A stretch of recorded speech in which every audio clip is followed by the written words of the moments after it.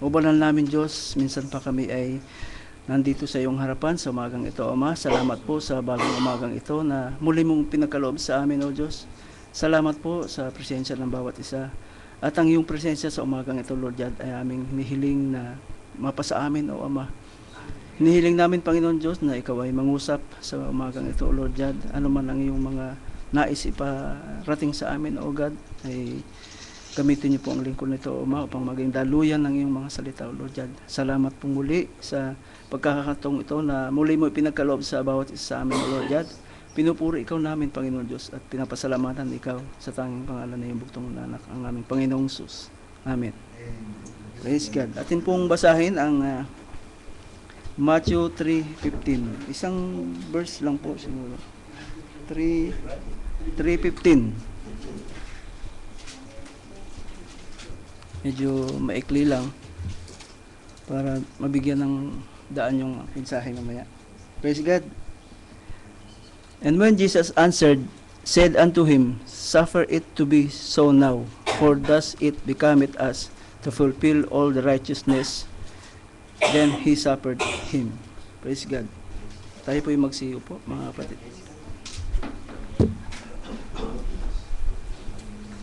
Sa Tagalog, nais ko pong basahin muna sa Tagalog. Sabi niya, ngunit pagsagot ni Jesus ay sinabi sa kanya, payagan mo ngayon sapagkat ganyan ang nararapat sa atin, ang pagganap ng buong katuwiran. Nang magkagayoy pinayagan niya siya. Sino kaya yun nag-uusap na yun? Si John at ang Panginoong Sus ang nag-uusap na yun. Praise God.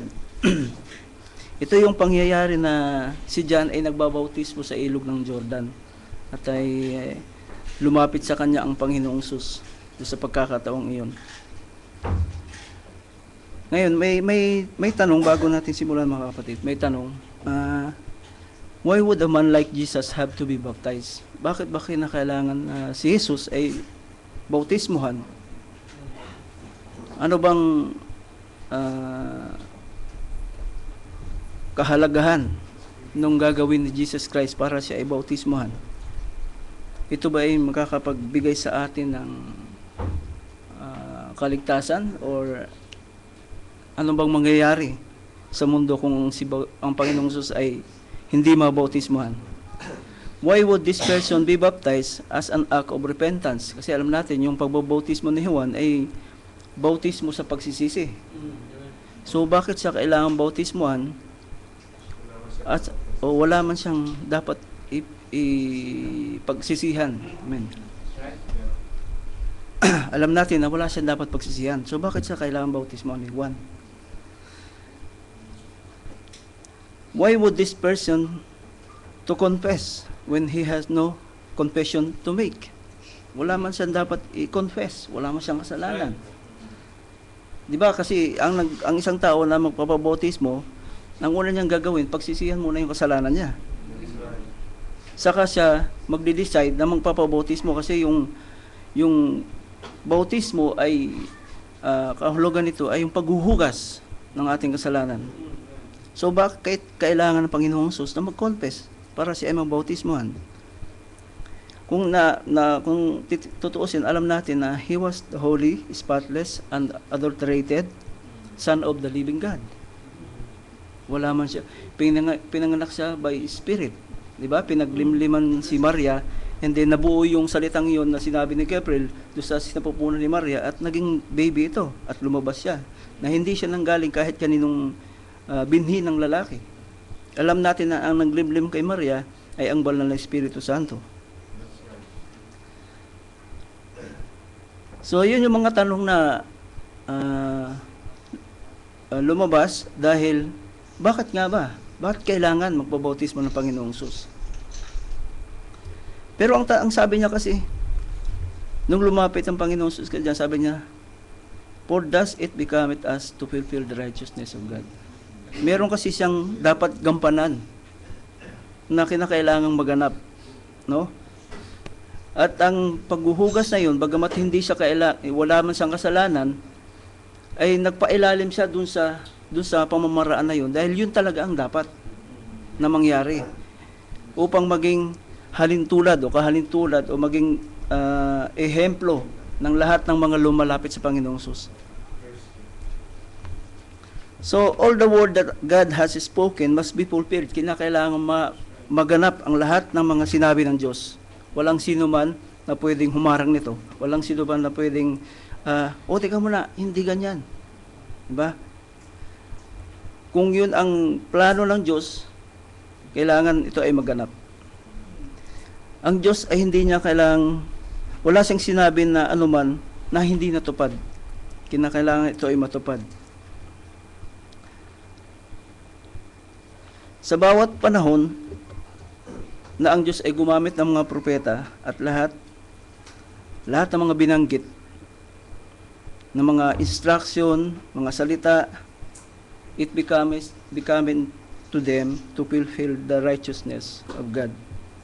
So lahat ng iyon, lahat ng mga sinabi ng Diyos ay patungkol o na-apply doon sa mga tao na ginamit ang Diyos para ganapin kung ano yung katuwiran ng Diyos. Kasi, mga kapatid, ang mga tao nahulog kasi sa kasalanan eh.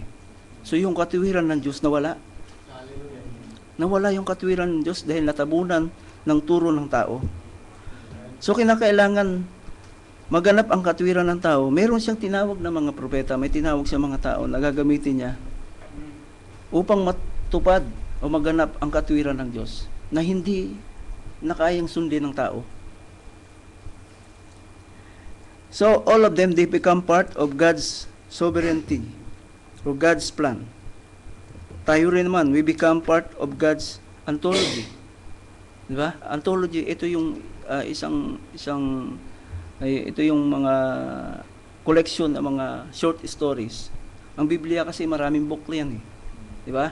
Iba-iba ang sumulat, pero totally God ang author niyan. No. So, iba't iba man ang libro, iba't iba ang kaganapan, iba't iba ang mga experience, iba't ibang mga tao. All of them, all of us, is become part of God's plan. So God has mentioned, gives an instruction that this word, sabi niya, for thus it become it us to fulfill the righteousness. Si Jesus Christ was God's testimony. Alam mo natin yun? Na si Jesus Christ become the God's testimony kasi pinakilala niya yung kanyang bugtong na anak. At ganoon din ang Diyos, pinakilala niya ang kanyang bugtong na anak, at ganoon din ang Panginoong Hesus, pinakilala niya kung sino yung Ama. Because God was in Christ, reconciling the world to Himself. And sabi niya, at pagkatapos sabi niya, suffer it to be so dyan. Hayaan mo maganap ito dyan. No? Upang matupad ang katwiran ng Diyos. Marahil sabi niya, sabi ng Panginoon Jesus, alam mo ito dyan, kung ating i-dramatize, alam mo ito dyan. Alam mo yung revelation. Alam mo kung sino ako, kilala mo kung sino ako. No? Kasi buhat nung nasa pupunan ka pa lang ka, sabi ng Panginoon Jesus, kung ating i-dramatize, nung ka pa lang sa sinapupunan ng iyong ina, ay nagala ka na. Nung maramdaman mong dumating ako. So doon pa lang sa sinapupunan na iyong ina, alam mo na kung sino ako. So, hayaan mo maganap to, sabi ng Panginoon. Hayaan mo maganap to. Dahil ito yung katwiran ng Diyos na dapat nating ganapin. Walang ibang pwedeng gumawa nito kundi tayo lang dalawa. Kasi nung time na yun, si John ang propeta, no, at ang Panginoon Jesus ang Mesiya. Maaring lilingon-lingon ng Panginoong Jesus at sinabing, sino bang iniisip mong gagawa nito? Tayo lang dalawa. Diba? At maaring sinabi ng Panginoong Jesus, yung mga taong binautismuhan mo, yung lahat ng yan, nag-iintayan ng bautismo ng Banal na Espiritu Santo. So, kinakailangan mabautismoan mo ako para magamit ako, para makatanggap sila ng bautismo sa Espiritu Santo. Kung hindi mo ito gagawin sa akin, hindi nila matatanggap ang bautismo sa Banal na Espiritu Santo. So, kinakailangan maganap yun, di ba, mga kapatid? Kung ating babalikan, mga kapatid, yung istorya nito sa Matthew 6, sisimulan natin sa Matthew 6:13. Maganda kasi yung istorya niya eh. Matthews. 3. 3 pala.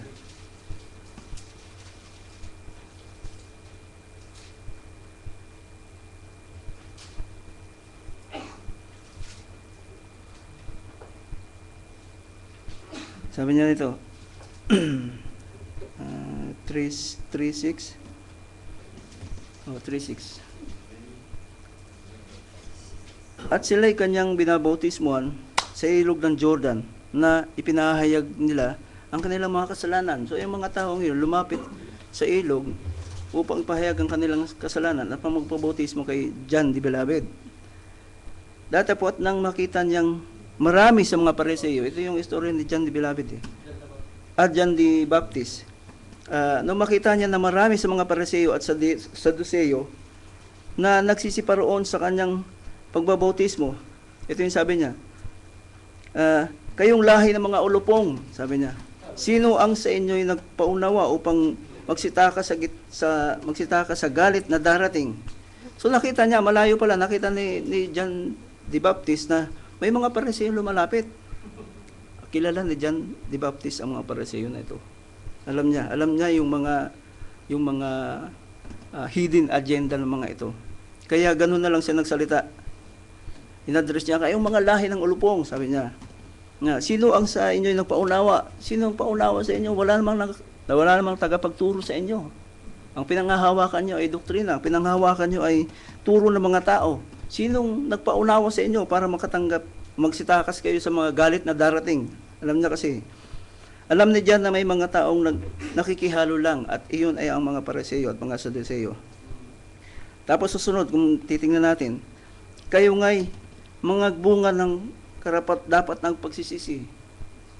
So, inaano niya, yung binibigyan niya ng babala o paalala, yung mga ito na kinakailangan kung magsisisi kayo, dapat magkaroon kayo ng bunga.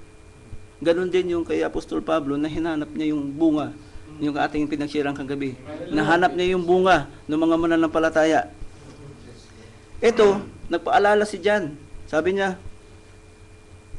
kayo dapat maging karapat-dapat sa pagsisisi. Kung talagang nagsisisi kayo, makita sa inyo ang bunga. Sabi ni John dito. O huwag niyong isipin na nagsasabi sa inyong sarili na si Abraham ang inyong ama. Huwag niyo angkinin na kayo anak ni Abraham. Huwag niyo angkinin na ama ninyo si Abraham. Sabi niya, di ba? Kasi inaangkin ng mga ito na anak sila ni Abraham. Si Abraham ay kanilang ama. Inaangkin ng mga ito. Pero hindi man nakita ni John yung kanilang pamumuhay bilang o pananampalataya na kahantulad kay Abraham. Tapos ang sabi niya, sapagkat sinasabi ko sa inyo na mangyayaring magpalitaw ang Diyos sa mga anak ni Abraham sa mga batong ito. So, kahit wala pa sila, no, kahit walang lumapit ng mga Pariseo sa kanila, hindi mapipigilan yung plano ng Diyos. Kahit sabi niya, kayang magpalitaw ng Diyos sa mga anak ng Diyos o anak ni Abraham sa mga batong ito. No? Kaya ng Diyos gawin. Kung ating titingnan, yung batong ito, maaaring tinutukoy ni John, literal na bato. No? Pero, sa isang banda, kung ating ititipo naman, yung batong ito ay kapahayagan. Sa isang banda rin, kung ating ititipo, ang batong ito ay mga hintil. Sapagkat ang mga hintil ay matitigas ang ulo. Alam natin, ang mga hintil ay suwail. Di ba? O mapagmataas. Pero, sabi ni John kasi, kaya ng Diyos na magpalitaw ng anak ni Abraham sa mga batong ito. Tinutuko niya yung mga hentil, no, yung mga mananampalataya na iba yung mga taong iba ang pananampalataya, bato sa pananampalataya na hindi nakaunawa sa salita ng Diyos, hindi nakaunawa sa Panginoong Hesus. Pero ayun, sa harapan niya, nandun yung mga mananampalatayang tumanggap sa Panginoong Hesus.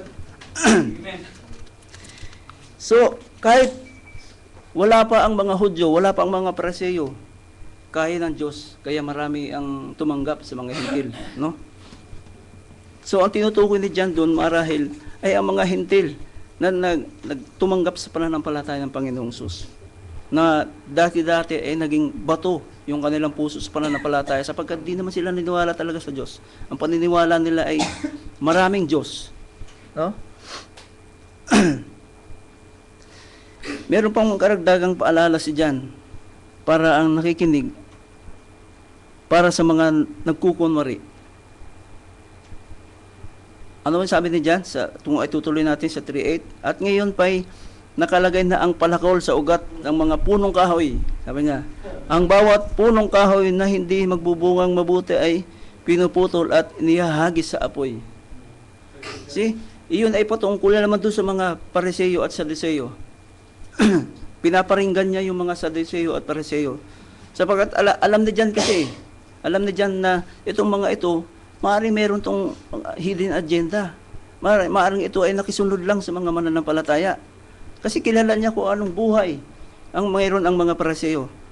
Alam niya kung paano ito nagtuturo o nagmamalaki sa mga tao. Gustong-gusto nila yung upuan na mararangya o gustong-gusto nila makilala sa mga publiko. Mapagmalaki, di ba? So, yun yung paalala niya. Kahit na, sabi niya siguro, kahit na tumanggap kayo, eto, nakalagay na yung palakol sa ugat ng puno. Kaya na kahit anong oras, hindi kayo mamunga, pwede kayong putulin. Di ba? Nakaabang na yung palakol sa puno. Kasi ang puno na hindi namumunga, ano ba? Sinusunog, pinapatay, tinutumba. Dapat ang isang Kristiyano, makikilala mo siya sa kanyang bunga. Ang puno ay makikilala sa kanyang bunga. So kung ang isang tao ang isang puno ay hindi na nagbubunga, puputulin to. Kagaya nung ginawa ng Panginoon sa puno ng igos ba 'yun? Igos. Na hininga ng Panginoong Sus ng bunga pero walang naibigay yung puno ng igos. So ano nangyari? Namatay. So ito yung isa rin itong kahintulad na sinabi ni John, na maaring hindi lang doon sa mga Pariseo, maging doon sa mga hentil na sumusunod sa kanya, paalala to. Pero pansinin nyo, nung una makita ni John, malayo pa lang, nakita niya na, sinigawan niya na yung mga Pariseo Kayo mga lahi ng alupong. Di ba? Sinigawan niya na. Pero pagdating doon sa mga mananampalataya, doon sa mga sumusunod, nakilala niya na talagang tumanggap. Sabi niya, sa katotohanan, sabi niya, binabautisman ko kayo sa tubig, sa pagsisisi. Datapwat ang dumarating sa hulihan ko ay lalong makapangyarihan sa akin. Kung titingnan mo, yung pananalita na dyan dito, mukhang mahinahon dun sa mga taong mayroong meekness sa kanilang puso na talagang tumanggap. Pero doon sa mga suwail, sinisigawan niya at doon yung kanyang paalala. No? Ibig sabihin, parang kung ating titingnan, si John, yung kanyang pananalita sa katotohanan na ang binabautisman ko kayo sa tubig at sa pagsisisi, pinapatungkulan niya doon sa mga mananampalataya na tumanggap talaga sa Panginoong Sus, na talagang tapat na susunod sa Panginoong Sus. Kagaya ng ginawa ng Panginoong Sus doon sa mga mananampalataya na kung hindi nyo kainin yung aking laman at dugo, wala kayong bahagi sa kaharian ng Diyos. Di ba? Di ba karamihan doon umalis?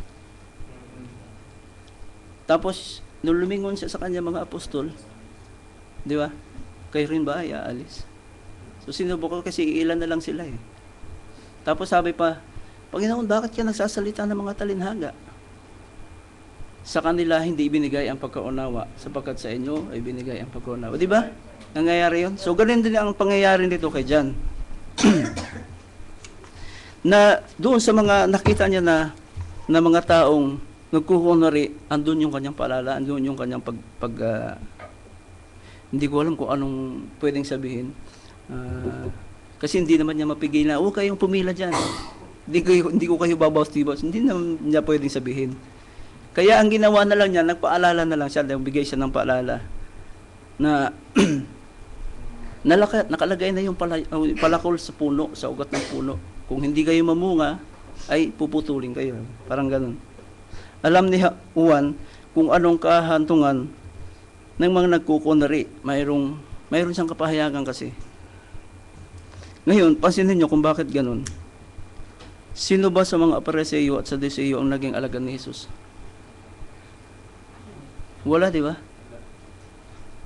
Sino ba sa kanila ang lumantad sa publiko at nagsabi na, alagad ni Kristo? Ako ay alagad ni Kristo. Sino ba sa kanila? Wala. Wala, di ba? Sa mga Pariseo at Saduseo, wala. Walang lumantad sa publiko at umamin na, ako ay alagad ni Kristo. Wala. Sino sa mga Pariseo at Saduseo na nagsabi na, Panginoon, ang pagtitiis mo ay pagtitiis ko rin? Wala. Meron nga patago eh. Di ba? Patago. Pero kung lumantad sa publiko, wala. Sino bang naging alagad niya na isama ng Panginoong Hesus na maging isa sa mga 12 apostles? Wala, ni isa man sa mga Pariseo. Di ba? Sabi ng Panginoong Hesus kay Juan, we know each other, John. We are the lights of the world, sabi niya. For it is becoming to us to fulfill the righteousness of God. In other words, it's got to be us. Walang iba. Tayo lang talaga. Sa panahon na yun, sila lang talagang dalawa. So, they are destined to do what they have to do.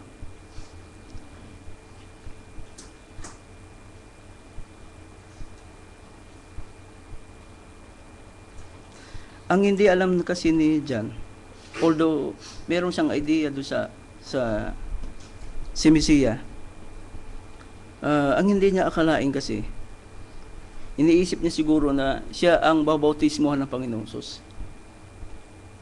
No? Pero hindi niya akalain na siya ang magbabautismo.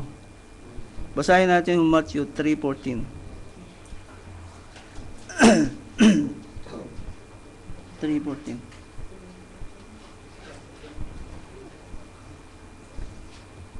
Sabi niya, sa 13 muna, nang magkagayon na paroon si Jesus mula sa Galilea at lumapit kay Juan sa ilog ng Jordan upang siya'y bautismuhan niya. Datapwat, ibig siyang sansalain ni Juan. Siguro, teka muna. Di ba't ako dapat ang magbautismo sa iyo? Maaaring ganun ang sinabi niya. Nagsabi, kinakailangan ko na ako iyong bautismuhan. Ito yung sabi ni Juan. At ikaw ang naparito sa akin. Di ba? Hindi akalain ni Juan na siya ang magbabautismo. So, ang akala niya kasi, siya ang babautismo ng Panginoong Hesus. Kasi sinabi niya, hindi man ako karapat dapat na magtanggal na kanyang panyapak. Ayun ang sabi niya doon sa mga nakaraang mga bersikulo. Ngunit pagsagot ni Jesus, sinabi niya sa kanya, payagan mo ngayon, sabi niya. Sapagkat ganyan ang nararapat sa atin. Sa pagganap sa buong katwiran. O magkagayon, pinayagan si Juan. Pansinin natin kung bakit ganito yung eksena doon sa tagpong iyon. Pansinin natin doon sa Old Testament. Before they anoint the high priest with oil, they washed them with water. Di ba?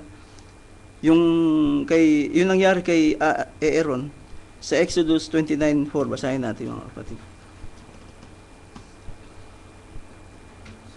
Exodus 29:4.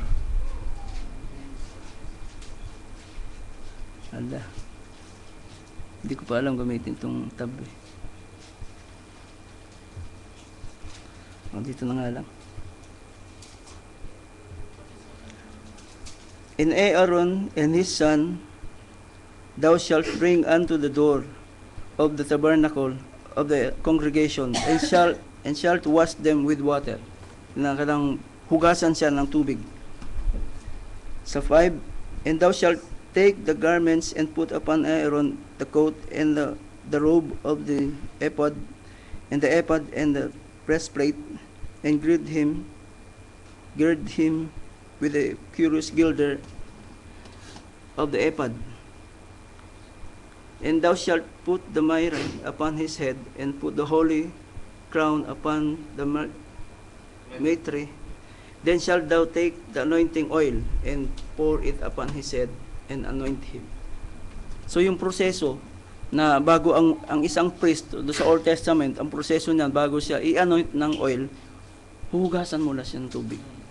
Hinuhugasan muna talaga siya ng tubig. Yun ang proseso. Yun ang uturo sa kanila. At pagkatapos mahugasan, doon lang siya i-anoint ng oil. So ang katipo nito sa New Testament ay nangyari sa Panginoong Sus at sa nangyari sa Panginoong Sus na bago siya ma-anoint o bago niya matanggap ang Holy Spirit, nabautismuhan muna siya. Bautismo sa paghuhugas. Di ba? See, because water means cleansing. Oil represent Holy Ghost. So, yung pangyayari ngayon mga kapatid, bago man maganap yun, may mga nangyari na sa Old Testament. So, walang pwedeng sabihin yung mga Hudyo nung time na yun na, teka muna, hindi ganyan. Hindi ganyan. Bakit kayo gumawa ng ganyan? Hindi ganyan. Kasi meron na silang pamamarisan. May nangyari na sa Old Testament. At yun lang yung inulit sa New Testament. So, nakatipo yun kung paano yung paghuhugas muna bago matanggap ang Holy Ghost. Kagaya natin, di ba, sa atin, bago tayo magpabautismo, nagsisimula tayo sa ating kasalanan, and then, nagpabautismo tayo, and then pagkatapos, matanggap natin yung Holy Spirit. Di ba? Ako, nang simula akong tumanggap nito, hindi ko pa naintindihan. Pero sabi ng Biblia kasi na pag dumating yung mga aliw, siya ang magtuturo sa inyo, siya ang magpapaalala sa inyo sa lahat ng mga sinabi ko sa inyo. So that time, nag-decide ako, magpabautismo na rin ako. Hindi ko pa kasi masyado naunawaan yung Godhead eh. Pabautismo na lang ako kasi andyan pala yung mga aliw eh. Ayan, andyan pala yung tagapagturo eh. Kahit hindi mo pa maintindihan, at nagpabautismo sa pangalan ng Panginoong Jesus, matatanggap mo yung tagapag-unawa, matatanggap mo yung comforter. At yung comforter, ang gagawin nun, papaunawa sa iyo kung ano yung mga nabasa mo, ano yung na-share sa iyo, di ba? Yung mga hindi mo naintindihan ng versikulo, doon mo ma-realize na unti-unti mo unawaan habang nagbabasa ka. Kasi nga, yung comforter na yung gumagawa ng trabaho niya. Yung comforter na yung nagpapaunawa sa iyo, ganito yan, ganito ibig sabihin. Hindi mo man ma-explain sa sarili mo, pero pumapasok sa isip mo.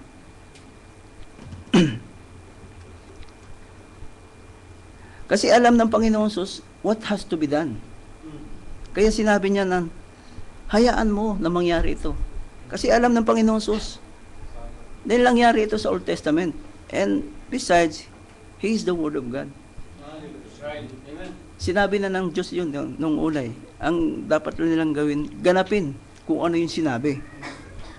Hindi yung ginanap nga nila, sinunod. Sinabi ng Panginoon Jesus na bautismo niya sila sa pangalan ng Ama, Anak, Espiritu Santo. Tama-tama yung pagkasunod. Eksakto yung pagkasunod. Letra por letra. Ganun ang ginawa ng mga pastor. Pero yung unawa, wala dun eh. So kahit na sumunod ka, kung hindi mo naunawaan yung salita ng Diyos, kahit na maglakad, lumuhod ka, mula pintuan hanggang doon sa altar, kung hindi mo naman naunawaan, yung pagka-Diyos, iba pala yung sinasamba mong Diyos, doon so dapat nating maunawaan. Useless, di ba? Useless yung pagod, yung oras, yung pamasahe, meron pa pumupunta sa bundok para na maglagay ng kandila. Merong gumagawa ng ganun, pero yung hindi natin sila masisi kasi yun yung kinagistan nila. Hindi natin sila pwedeng basta-basta lang hamlutin doon. Kasi yun yung pinanigan nilang paniniwala na iniisip nilang tama. Pero hindi. Kung ating tatanungin ang Biblia, hindi tama, mali. No? Pero sinong magpapaunawa sa kanila? Sinong gagamitin ng Diyos para sa kanila? Baka siguro isa sa atin, no? O sa ating mga pamilya. Tayo.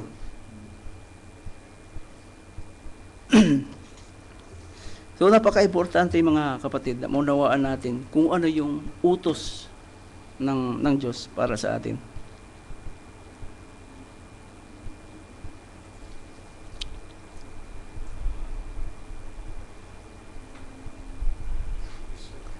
Praise God, hallelujah.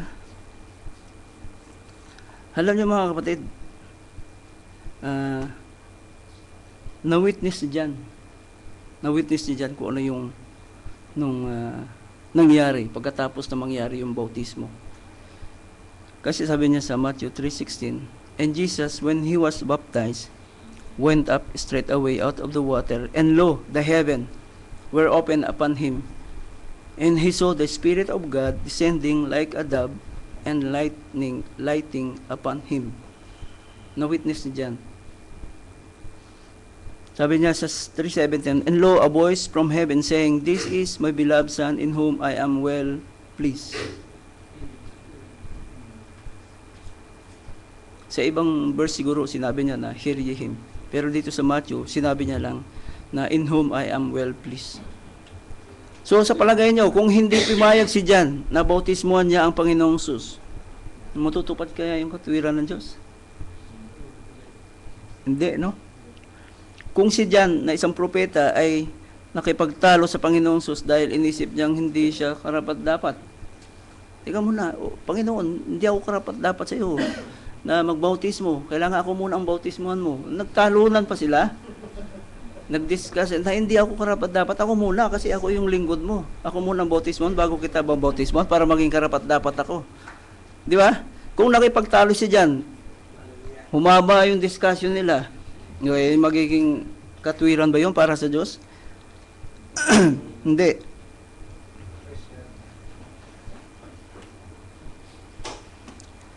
Alam ng Diyos na ginawa niya ito because He foreseen John. At God foreseen us, no? Alam niya na si John ay ang magiging forerunner niya.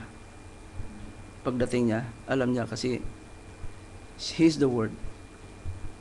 Ang alam lang ni John, he was the one crying in the wilderness. Hindi niya nga alam na siya yung propeta. Hindi niya alam na siya yung tanong nga sa kanya, "Sino ba ikaw? Ikaw ba si Elijah? Ikaw ba si sino ba yung ibang sinabi? Jeremiah?" Sabi ko, hindi ako. Sino ka ba ka? Para masabi namin doon sa nag-utos sa amin kung sino ka. Ang sabi niya, "Ako yung sumisigaw sa ilang." Kasi hindi niya ma-identify yung sarili niya. Pero ginamit siya ng Diyos. No? Jesus Christ, know Him well.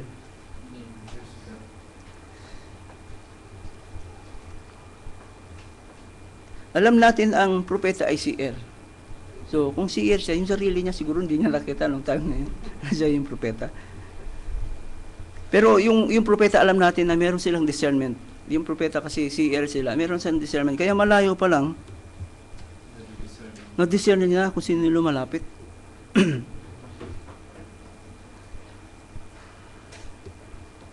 Alam niya na, ito sabi, kung si John ay hindi tunay na propeta ng Diyos at nagpapanggap lamang, sa palagay nyo ba, makikilala nyo ba na ang kaharap niya? Kung si John ay hindi tunay na propeta at nagpapanggap lang siya, palagay nyo ba, makikilala niya yung pumupunta sa kanya? Di ba? Malayo pa lang sinabi, siya itong mamaya babasahin natin. Hindi ko lang maano masyado, pero nakasulat dito eh. Kung hindi siya tunay na propeta at siya nagpapanggap pa lang, makilala niya kaya na yung Mesiya na paparating sa kanya, siya yung Panginoong Sus? Siya yung Mesiya? Hindi, di ba? Katulad ng mga Pariseo, nakikipagtalo sa Panginoong Sus. Nakaharap nila yung Mesiya, pero hindi nila nakilala. Bakit? Kasi kunwari sila yung mga pagpapanggap ng mga Pariseo. Hindi nila kilala ang Panginoong Sus. Hindi sila propeta. Kaya hindi sila seer. Wala silang discernment. Hindi nila nakilala yung Panginoong Sus na nakaharap nila. Pero si John, kilala niya ang Panginoong Sus.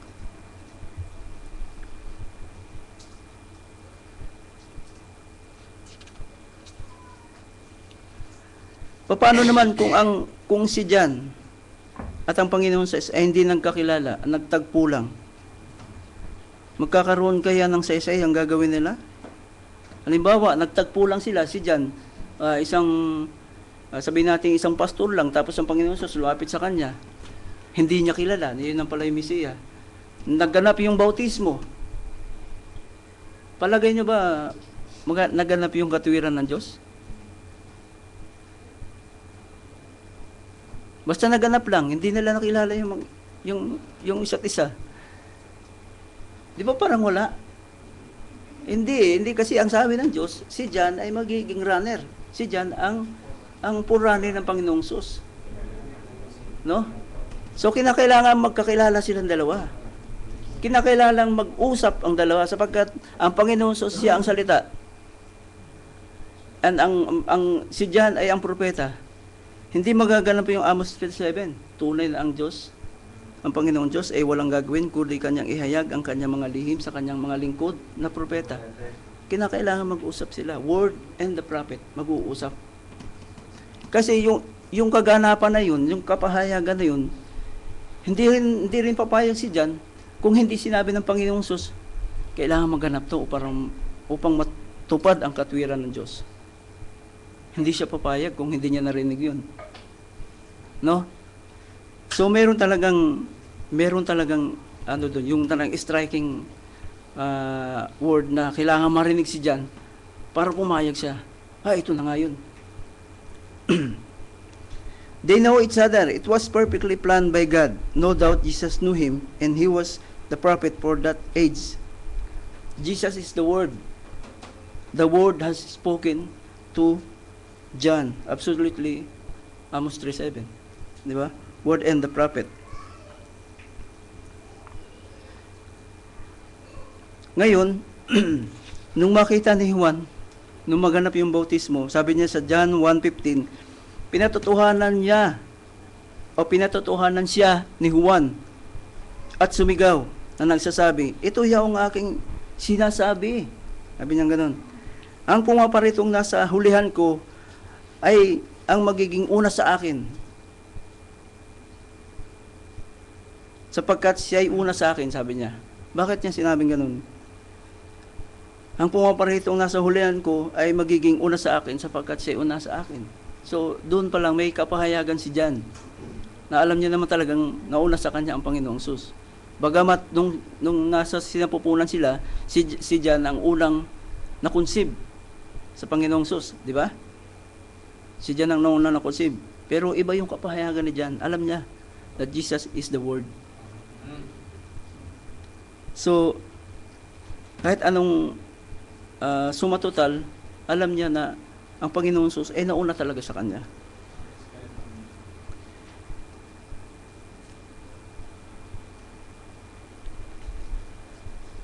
Ito pa sabi niya, John 1:16, sapagkat sa kanyang kapuspusan ay nagsitanggap tayong lahat at biyaya sa biyaya.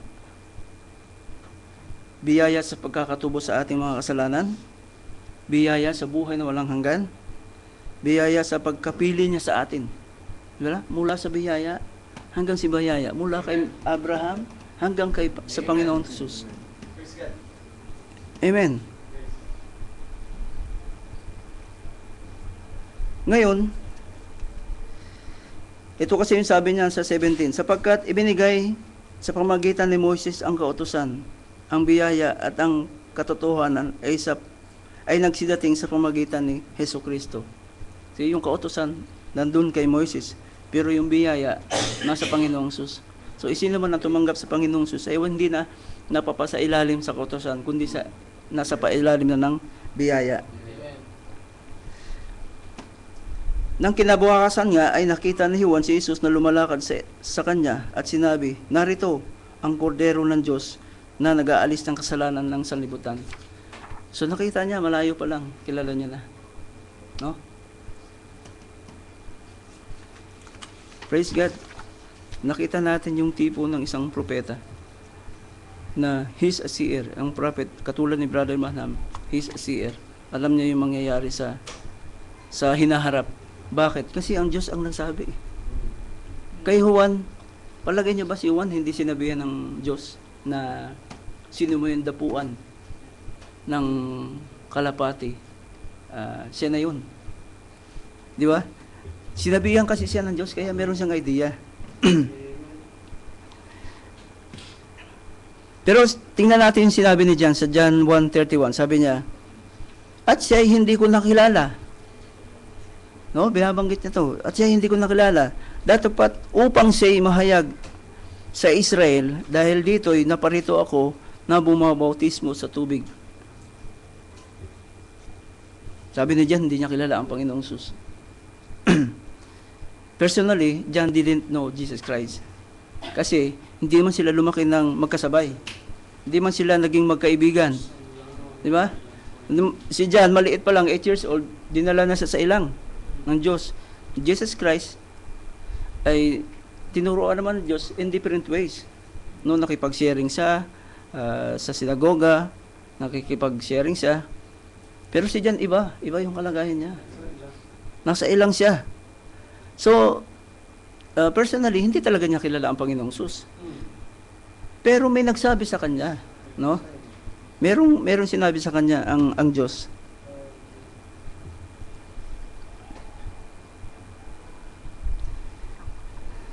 Praise God.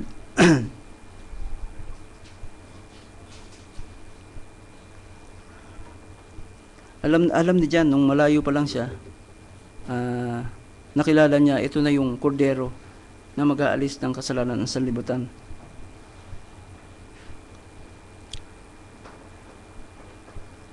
Ang sinabi ng Diyos sa kanya, nung maaring nandun pa siya sa ilang, sabi siguro sa kanya, ang makita mong babaan ng Espiritu at manahan sa kanya ay siya na ang bumabautismo sa Espiritu Santo. Kaya nung nagbabautismo siya, sabi niya doon sa mga, yung kaninang sinabi natin, doon sa hulihan ko ay mayroong isang bumabautismo sa Espiritu Santo. Sinasabi niya yun nung siya nagbabautismo niya. Kasi sinabihan siya ng Diyos na kung sino'y makita mo na babaan ng Espiritu at manahan sa kanya, ay siya na nga yung babautismo sa Espiritu Santo. Kaya, ang sabi ni John, nung makita niya yon, ito yung sabi niya nung makita niya, at nagpatotoo si Juan na nagsasabi, nakita ko ang Espiritu na bumabang tulad ng isang kalapati na buhat sa langit at dumapo sa kanya. See? Na-witness niya. At aking nakita, sabi niya, at pinatatuhanan kong ito ang anak ng Diyos. So, confirm na sa kanya na yung sinabi, bukod doon sa boses na narinig niya, na-confirm na yung kanyang binautismo, siya talaga yung kordero ng Diyos. Siya talaga yung Mesiya. His experience become God's testimony. Di ba? So, sino mang tumanggap sa Diyos, sa paghahari ng Diyos, ay nagiging testimony niya. Tayo na tumanggap sa Panginoong Jesus, tayo ay magiging testimony ng Diyos. So, both, do sa Old Testament, both Aaron and Jesus Christ, before they were anointed, they were had to be washed with water. No? Kinakailangan. One anointed with oil, do sa Old Testament, and one anointed with the Holy Ghost. And both of them is to do the righteousness of God. Amen? So, napakagandang tipo mga kapatid, na bilang pastor o priest ng ating sambahayan, ang pinakaunang dapat na mangyari ay we have to be baptized or confess our sin and then baptize in water in the name of Jesus Christ. And then, of course, we will receive the Holy Ghost. Kasi sabi niya dito, no minister should enter the pulpit without first being baptized in the name of the Lord Jesus Christ. Sabi ni kapatid na Branham, walang dapat na sinong ministro na pumunta dito sa pulpito without first being baptized in the name of Jesus Christ. Because no other name given under heaven. Amen. Amen. Among men, it's only by Jesus Christ. Amen. And remission of sin must be taught in His name. Maaring gamitin ito ng mga denominational pastor, remission of sin, taught by His name. Pero yung pagbabautismo sa pangalan ng Panginoong Jesus, hindi nila ito magawa. So, dapat hindi, no? Maaring hindi i-recognize ng Diyos. Hindi ko alam.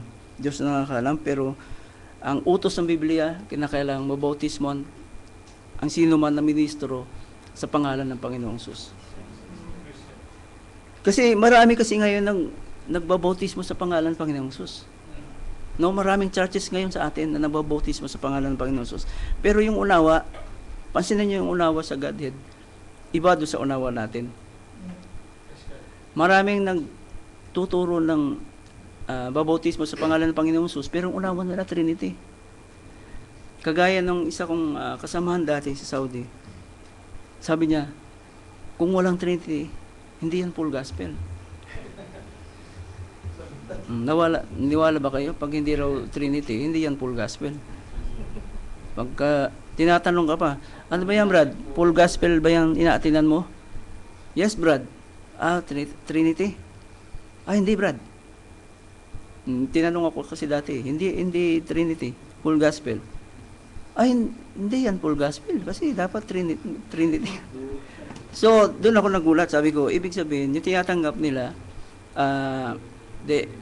even though that they are baptizing in Jesus' name, pero Trinity yung hawak nila. No? Ibig sabihin, ang unawan nila, tatlong Diyos pa rin. Father, Son, Holy Ghost. Kasi yun daw ang turo doon sa mga ginamit daw ng Diyos pagkatapos na mamatay ang mga apostol. Sino ba yung mga marami. Yun ang sinusunod nila. Pero ang mga apostol hindi naman nagturo ng Trinity. Pero yung mga nagturo, pagkatapos ng mga apostol, nagturo ng Trinity, yun ang tinanggap nila. So, mga kapatid, no? Weird kung tutuusin talaga. Walang ibang pangalan kasi. Kasi yung Father, Son, and Holy Ghost, hindi siya pangalan. Hindi siya pangalan. They are titles. Mali na yung sinabi ng Biblia na walang ibang pangalan sa silong na langit na sukat kaliligtas ng tao, kundi sa pangalan ng Panginoong Sus. So when isang pastor na pangbabautismo siya, kailangan in the name of Jesus Christ. Kasi yun lang ang nagpapatawad ng kasalanan.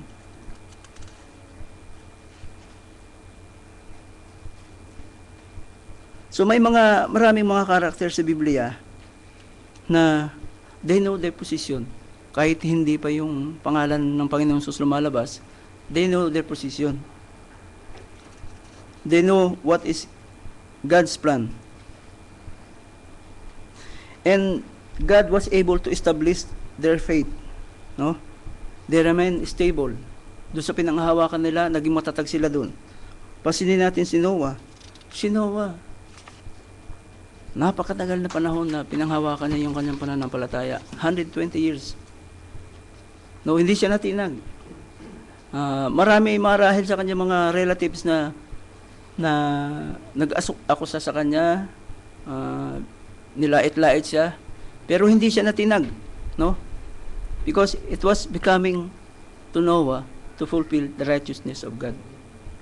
Siya talaga yung nakatalaga para gumanap doon sa parting yun, doon sa karakter na yun. Hindi man naghanap ang Diyos ng ibang kahalili ni Noah. It became to Noah to fulfill the righteousness of God. Siya talaga yung pinili. Sa dami-dami ng mananampalataya sa time na yun, pero siya talaga yung pinili. Pero mo pinaghintay siya ng 120 years, baka kung sa atin, nainip na yung iba eh. Malamang yung mga na-share na yun, yung mga napagsabihan niya, nangamatay na. Nangamatay na yung iba, karamihan, na hindi nila tinanggap yung sinabi ni Noah. Alam natin na lilipas ang lahat ng mga bagay dito sa mundo. No? Lilipas. Maging yung church nito lilipas. Yung mga church dito sa mundo lilipas. Pero yung salita ng Diyos mananatili. Yung kanyang pangako mananatili. Si Noah hindi siya natinag kahit anong pagkukutya.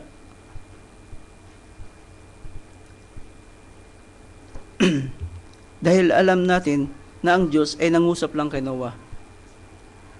Abasin ninyo yung importansya dun sa pagkakausap ng Diyos kay Noah. Dahil kinausap siya ng Diyos, si Noah talagang matatag siya. Pinanghawakan niya kasi yung nagsalita sa kanya, hindi naman kung sino-sino eh. Hindi naman kung yung ermitanyo doon sa panahon niya, hindi naman eh. Yung kinikilala nilang pinakamataas o elder nila doon sa panahon niya, hindi naman yun nangusap sa kanya eh. kundi yung Diyos na gumawa ng langit at lupa. Yun ang nangako sa kanya. So, sino man sa atin na mangusap ang Diyos mismo sa atin, hindi mo pakakawalan yun kasi pangako ng Diyos yun eh. Kaya si Noah, 120 years, pinanghawakan niya yun. Maaring yung arka na ginagawa niya, may lumot-lumot na dahil sa tagal. Pero hindi siya natinag, di ba? Dahil alam niya, kilala niya yung nangusap sa kanya. So, ganun din yung apostol, si Apostol Pablo, ganun din, lahat ng naka-encounter sa Diyos, na natiling matibay. Amen. No? Amen. Walang magawa si Noah kundi sumunod. That's right. Amen. Sa 120 years na nangyari sa kanyang buhay, Amen. wala siya nagawa kundi sumunod sapagkat ang kumasap sa kanya ay Diyos. Praise God. Amen. Alam niya yung plano ng Diyos. Binigyan nga siya ng sukat eh. Di ba? Kung anong sukat, kung anong laki yung gagawin niyang arka. So doon pa lang, kumbinsido si Noah na totoo to. Hindi ako niloloko nito, hindi ito panaginip, hindi ito kung sino silang maligno na nangusap sa akin. Hindi. Diyos ang nangusap sa akin. Nanatili siyang matibay. Alam niya na bubuhos ang ulan. Alam niya, dahil sinabi ng Diyos.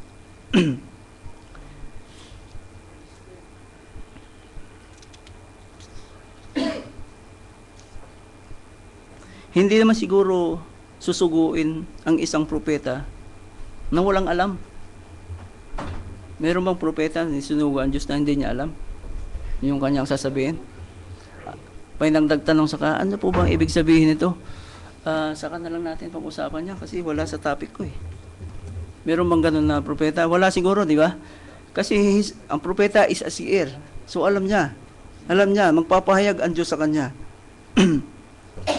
Another character sa Old Testament that we can't deny that he is a type of today's church. It was Enoch. Diba? Enoch, he is a prophet, sabi ng Biblia.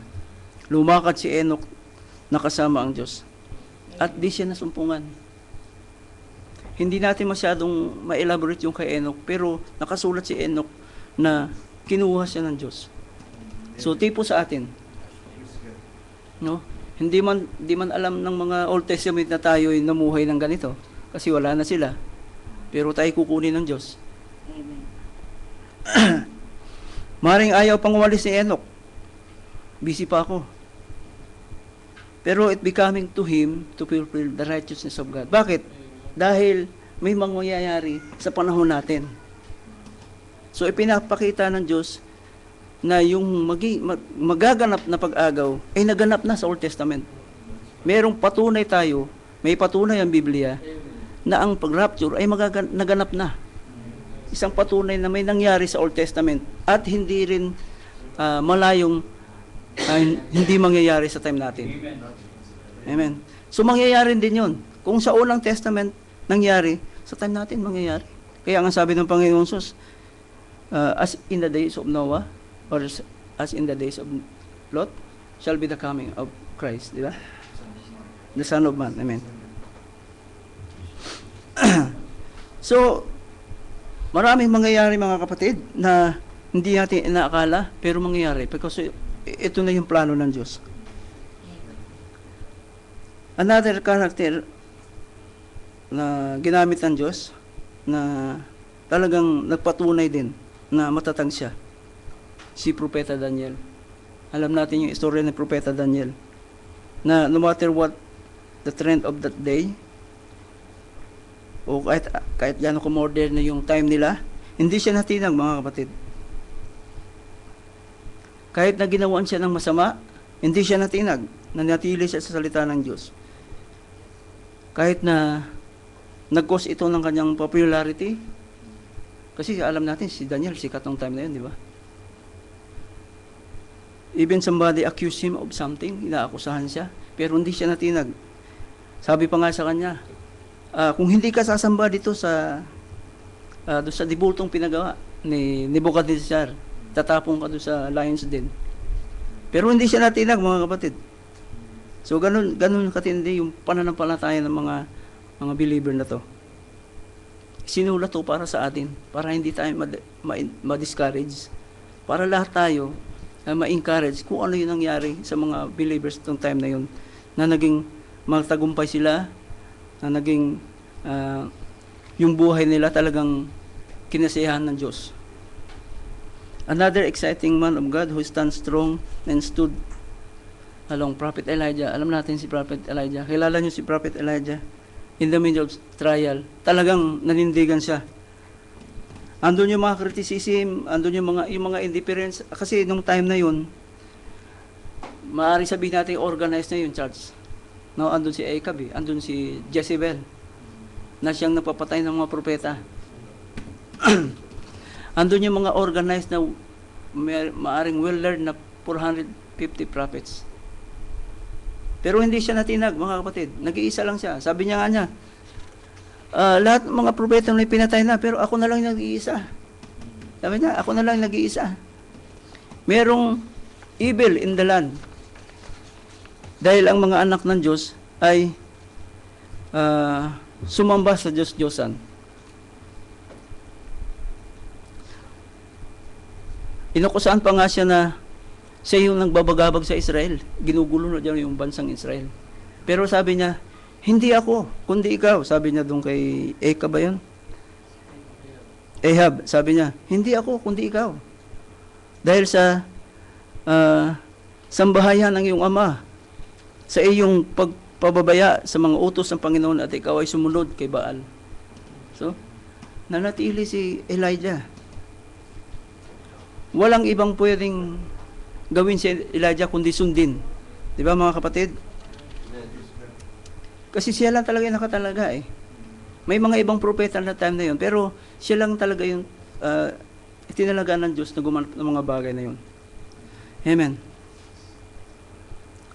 Praise God. So sa ating mga kapatid, lahat ng mga bagay na ito, bago ang Diyos siguro gumamit ng isang mananampalataya, isang propeta. Ang una niyang ginagawa ay i-establish muna yung tao, yung pananampalataya ng tao. I-establish niya kasi siya ay Diyos na makapangyarihan, kaya niyang gawin niya lahat, na kaya niyang He was able enough to establish the faith of each and everyone. No? Makapangyarihan siya eh. Although hindi niya ginawang tinwist yung mind natin para tayo ay biglang maniwala. Hindi ganun ang ginawa ng Diyos, kundi hinayaan niya yung ating pre-moral agency para mag-decide. Pero mas malaki yung chance natin na piliin ng Diyos. Dahil dun sa mga naranasan natin sa Kanya. Dahil dun sa mga kapahayagan na natanggap natin sa Kanya. No? Kung wala kang narinig na mga ganitong turo, hindi ka makakapag-decide. Ito yung tama. Kung wala kang comparison sa tama o mali, hindi mo piliin yung tama. Kasi yung mali, isipin mong tama kahit mali. Dahil hindi, iisa lang siya eh. Wala kang comparison eh. Kahit na mali siya, hindi mo maisip na mali. Ang iisipin mo tama. Kasi isa lang siya. Pero once na marinig mo yung salita ng Diyos at ma-realize mo na ito yung tama, pipiliin mo, sigurado ako, yung tama. Amen. Walang sinumang tao, kahit masama pa siya, pipiliin niya yung masama. Pagdating sa kaligtasan, kasi pagdating sa kaligtasan, kahit masamang tao, gustong maligtas. Amen. Kahit yung mga batang maliliit, pag tinanong mo, saan mo gusto? Sa langit. Pero andun siya, nang-i-stats ng mga ano. Tapos nagsasabu, nagdadrugs. Pero pag tinanong mo siya, saan mo gusto mapunta? Sa langit. Bata pa lang yun ha. Wala pa masyadong kaunawaan. So lahat ng mga tao, ang gusto talaga nila ay mapunta sa langit. Ang tama lang dapat nating gawin ay makatanggap ng tamang turo. Pinanganak tayo, ating mga magulang, ating lolo, ating mga ninuno, dun sa katuruan ng Katoliko. Halos lahat tayo. Pero hindi natin kasalanan yun kasi hindi naman natin alam eh. Doon tayo pinanganak eh. Pero dumating yung time na natanggap natin yung kaunawaan, hindi ba tayo pwedeng mag-decide na umalis? Di ba tayo pwedeng, ito yung tama? Kagaya ng isang kwento na may isang bata na musmus pa lang siya. Sabi niya, hanggang sa lumaki siya, nagbinata, hirap na siya. Hindi, wala siyang tsinelas. Hindi siya makabili ng sapatos kasi hirap nga sila. Pero may dumating na isang mayaman at inooperan sila ng mga gamit o sapatos, bagong sapatos. Hindi tinanggap. Kasi sabi nila, nasanay na kami ng ganito. Nagpapaanak kami mula nung pagkabata. Hindi na kami, okay na kami dito. Hindi na namin kailangan yan kasi ano yan eh, yung modernong mga bagay yan eh. So hindi namin kailangan kasi nasanay na kami na magpaa. Di ba, nakuha niyo ba yung punto? Na kahit na mayaman ka, mahirap ka, may pagkakataon na dumating na tumutulong sa iyo, binibigyan ka ng mga pangangailangan mo. Hindi mo ba tatanggapin? Kaginawaan yun para sa iyo eh. Ganon din sa kaligtasan natin. Na ikaw, tayo, na ipanganak tayo mula sa ating pagkabata, tinanggap natin yung turong Trinity sa Katoliko. Mula sa pagkabata natin. Ngayon, may ino-offer ang Diyos sa atin. Ako ang daan, ang buhay, katotohanan at ang buhay. Sabi niya, walang makakaparoon sa Ama, kundi sa pamamagitan ko. Narinig mo yung salita na yun, hindi mo ba tatanggapin? Na walang ibang daan, kundi ang Panginoong Sus?